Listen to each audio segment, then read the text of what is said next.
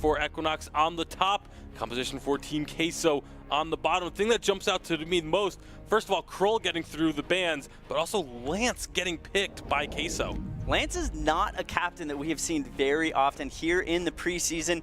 It's definitely a captain that has a ton of synergy with Kroll. There's so much slows, there's so much crowd control. If Queso can make it work, it's going to have a ton of effect here on the Sovereign's Rise. We'll see if it can work. We haven't seen a lot of Lance like you mentioned, but on the side of Equinox, they got that Celeste Kestrel, and we've seen Kestrel putting in some serious work across the Rise. And one thing that stands out to me as a big surprise, though, is no Reza in this draft. No picks or bans for Reza when we've seen Reza just dominating across Sovereign's Rise. We'll see if one of these two teams can dominate the other as we head into our first game with Dowsy and Stress.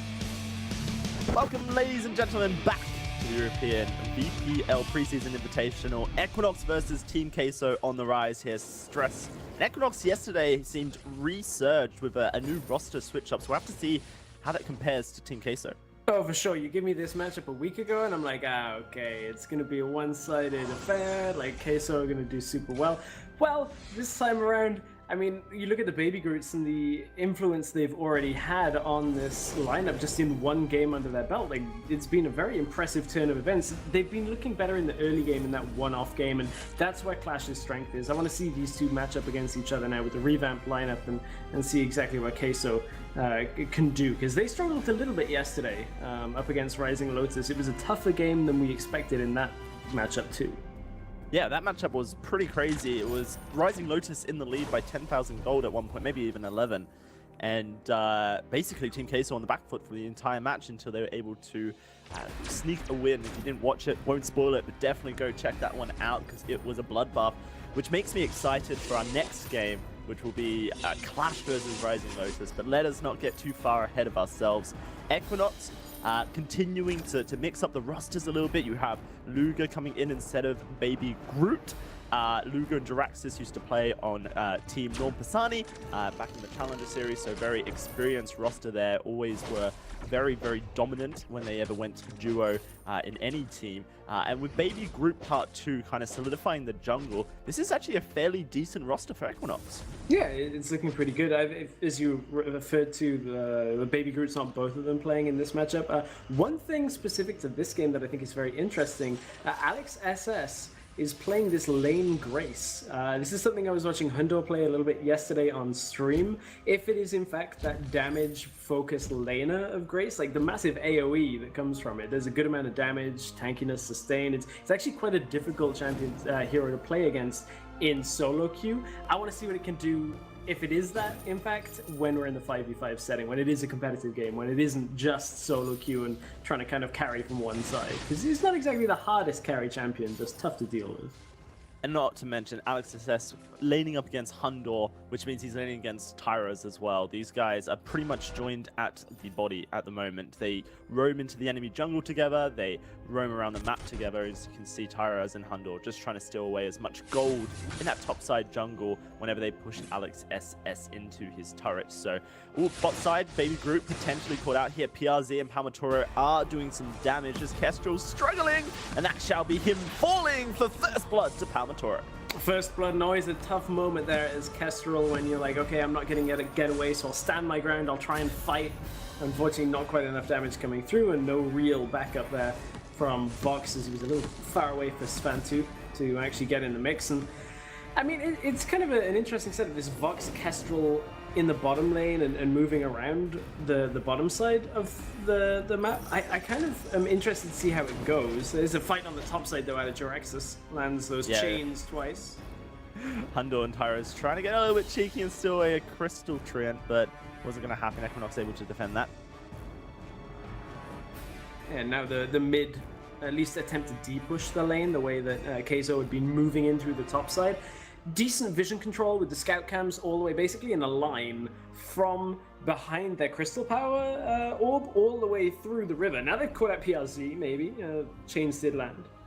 Yeah, I don't think Luga wanted to pursue that too far. Not quite got the vision on where Tyras and Hundo are. They haven't returned to lane as of yet. So fairly wise to be tempered in their aggression. Hundor now going to roam back up and make sure he secures all that gold in the top side. One thing that Rising Lotus did so well against Team Queso in the early game, especially Stress, was really holding back Hundor and Tyras in that top side. But so far, Equinox are really giving them free reign to do whatever they want. Yeah, it's been a lot harder to stop them in this game, and we kind of mentioned that that's because of the way that Equinox, they put the single laner up in the top side. Yes, you've got Churn Walker bouncing between top and mid, but it's not a permanent fixture. You've got your duo down in the bottom lane with this Kestrel, with this Vox, and that's where Tyras and Hundor can freely move between the jungles, into the lane, down towards mid lane, and try and get any impact on the game. It's something I want to see Equinox maybe focus a little bit more, and that's what they're doing, putting Jiraxis here, but you can see the disadvantage now on the levels, on the experience between the two up in the top side. Level 4 for Equinox, level 5 for Alex SS, and level 6 for both of Tyras and Hundor. Yeah, be able to roam into the jungle and really just share that experience on those central jungle camps. That's where all the experience comes from for the jungle, and it's just put Hundor and Tyras in such a strong position. You've got that ultimate for Cruel, you have the Oblivion for Samuel as well. It's a very dangerous time to be an enemy of Team Queso, and with that extra power, they're going to start pushing down the lane. Does look like LXSS trying to stop them up a little bit, is able to push them back off the turret here. A bit of turret damage comes out. A Solar Storm will rip through, but misses Tyras. And Jiraxis on the top side. That might just be Team Queso happy to just take the damage they've done. Although that turret would fall very quickly. In the mid though, Techno, JJ, and PRZ are doing a lot of work, and you can see that scarf of the goop burning through the turret. So Team Queso, despite them not actually taking a turret out yet, they've really got the lead on that objective game. Yeah, no, I'm really interested to see how this Lance pans out. We haven't seen it here in Europe until today, so one game in North America. I mean, it has the ability to make plays. That's one of the reasons to pick it, and here could be the play. Yeah, Oblivion puts to sleep that Kestrel. Hundor and Tyras are currently doing work. Alex SS trying to frontline, but he has to fall back here. Baby Group Part 2 can't really get involved. Huge damage though. That's that Churn Walker we talk about doing the work, and that's going to be one kill going over to Baby Group. The second one will come through. In fact, it's double kills for Jiraxis on that Churn Walker, amplifying the damage. It's such a dangerous game to play, being hooked up by Churn. Yeah, it looked to Queso like it was their fight to take. They had the Lance coming up, they landed a bunch of crowd control and started it off. Then there was damage down in the bottom lane as well. But look, then there was the turnaround on the fight.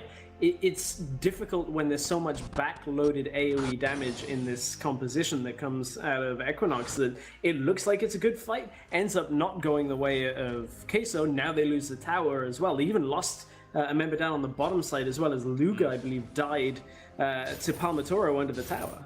Yeah, they were trying to pressure across the map. Stress, something that you've talked about before, is when you have numbers on one side, you don't have them on the other. And a bit of an issue there really comes out as Palmatoro takes out Luga, which subsequently means that Equinox lose their mid turret, and now they're going to lose a Ghost Wing as well as their top turret. So even though Equinox seemingly coming on top through that one team fight, Team Queso have really flipped the scoreboard.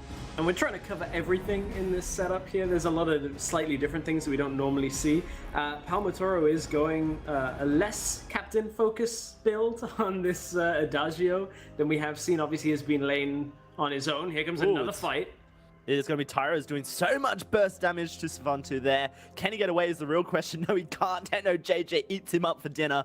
Luga is in trouble. Can he get some kills? This Churn Walker is doing damage. That's a big block coming out of PRZ. Is it enough for Team Queso to get out? Here comes Alex SS right into Tyras, right into Techno JJ. I think Equinox want this fight, but can they do the damage is the question. Alex SS heals himself. Vulnerable, trying to get on to this Kestrel. One shot hits PRZ. That will take him out. Techno JJ is going to lose his life as well. It's just a matter of time. Yeah, he's trying to... Hundor's been pushing turrets. This is not the best for Equinox. They've lost 2 turrets so far to Hundor, completely untouched. Yeah, Hundor with a good play in the middle lane. Obviously didn't want to roam down for the tail end of the fight. The fight had split up, and yes, okay, there's AoE damage that comes from Samuel, but he couldn't really get in position for it. And You know, that's one of the things that Grace is still going to offer when you look at Alex SS, how tanky he was, how that heal comes out, the damage reduction in the kit is still there, even if you're building, you know, the damage route. And that's one of the things that makes it very difficult to deal with. Now, mid lane push comes out. Equinox are going to be able to take that tower down and then retreat back and kind of reset this game for themselves. So trying to recoup a little bit of what was lost to Hundor there. Well, big fight coming out of Team Queso here, and Jiraxis just seems to be lost in the middle of it. Alex SS pops the heal, tries to keep Jiraxis alive, but he gets put to sleep, and that'll be the end of the story. Now, what do Team Queso do with this little bit of pressure they've found? There is still a turret in the bot side that they might group up to take here. Equinox are all pretty much set up, ready to go for a fight if that does pop out. But here comes Queso, charging on him. PRZ misses the Impaler, but Baby Groot is almost dead due to the massive poke coming out of Techno JJ and Hundor. A Solar Storm does hit the front line, but the front line's tanky, and that's their job. Stefantu, hell, he's just going low right now. I don't think they're going to be able to hold this turret. In fact, I'm not sure they want to hold this turret anymore. Luga's trying to clear the wave with that Celeste, but at this point, turret will fall, and now Luga very low. Palmatori will just charge forward and find the kill. Alex SS and Jiraxis caught between no man's land, and that will be one more kill for Queso as Jiraxis does retreat and Queso find a turret, and maybe even just Stefantu, who seemingly isn't with us right now. But he will be going back to the Sanctuary. This is where you have to look at the objective priority and what is useful to defend and what isn't. So Equinox there are trying to stop and delay Queso as long as possible, but by doing so you end up filtering in one after the other or having these split fights. What that means is Queso actually pick up a bunch of kills, get the tower, and now are right in time for Ghost Swing. Now what could have happened there if they had fought less over it is you concede the tower, defend the inner tower, force Queso to recall and take the 5-on-5 instead of a 5 versus 3 and then a 5 versus 2. It takes very clear decision making for a team to make that, especially when behind, because you're trying to scrap for everything. But that's something that I'm really looking forward to teams actually kind of prioritizing is, hey, we don't have to fight here. Let's reset the game, try and take a fight on our own terms. Difficult to do from behind, but teams will start to pick it up. The one thing I've only just noticed, and, you know, apologies for the delay, that is a weapon power Samuel coming out of Hundor. Really just trying to be a split push presence as much as possible here, it seems. Have to see how that does play out in the late game. Weapon power Samuel not as strong in the late game as he is in the early game. There's going to be an Oblivion going out here. Looks like Equinox might actually want this fight, but they can't get in range. And look, Techno JJ just poking over the wall, and Luga really is not enjoying it. It's interesting. There's so many different and kind of slightly different interesting builds that I wasn't even looking for the Samuel to have a different one. I was like, oh yeah, it's going to be fine. It's Samuel with AoE damage. It's going to be great. I mean, it means that this Black Crow is just falling so quickly as Hundor is able to pretty much auto-attack it straight down. And Equinox know they can't really contest with Luga's health bar. So that's going to be a Black Claw unleashed onto the map at 12 minutes for Team Queso. They've already done some groundwork in the mid lane. This could just be the armory going down and potentially the end of the game. Yeah, I guess interestingly from Queso, they don't have a kind of a primary ranged weapon power carry, but they've got a lot of damage in the kit as it is. Adagio has damage, Samuel has damage from a range as well, so maybe that's what it was, the decision to try and offset some of that. This is incredible damage coming out of just Techno JJ alone, and PRZ setting it all up. There it is, boom, on to Baby Group Part 2. That Kestrel did not stand a chance. Turret's going to fall here, and Equinox missing a member. This is devastating for them. Good damage coming out of Jiraxis, keeping them all hooked up. A brilliant Churnwalker stun, and PRZ will lose his life. Maybe enough to push Team Queso back, but Hundor on the front line having fun with this weapon power, Samuel. The Black Claw will fall, but so will this armory with a Spitfire from Techno JJ. Queso are able to complete their quest. Taking down the armory makes the job so much easier.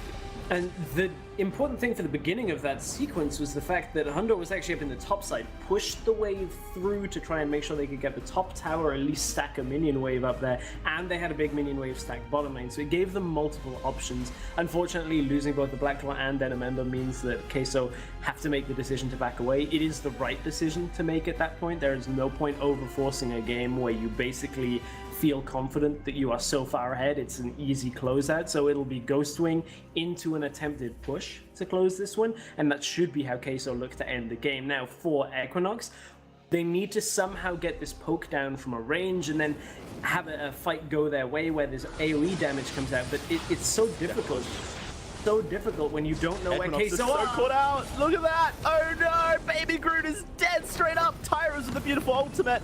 And now Equinox are on the run. Team Queso want to finish this one out, and Safatu will be the next victim, followed by Diraxis. Only Luga and Alex SS left alive, and Team Queso won't make that for long as Luga frontlines. PRZ will knock him back. It's a double for Techno, and that will be the end of this game. Only Alex S left alive. The triple kill, and ace comes through for Team Queso, and at 15 minutes they will do the dirty deed. Vayne Crystal explodes, and Queso continues its EU dominance.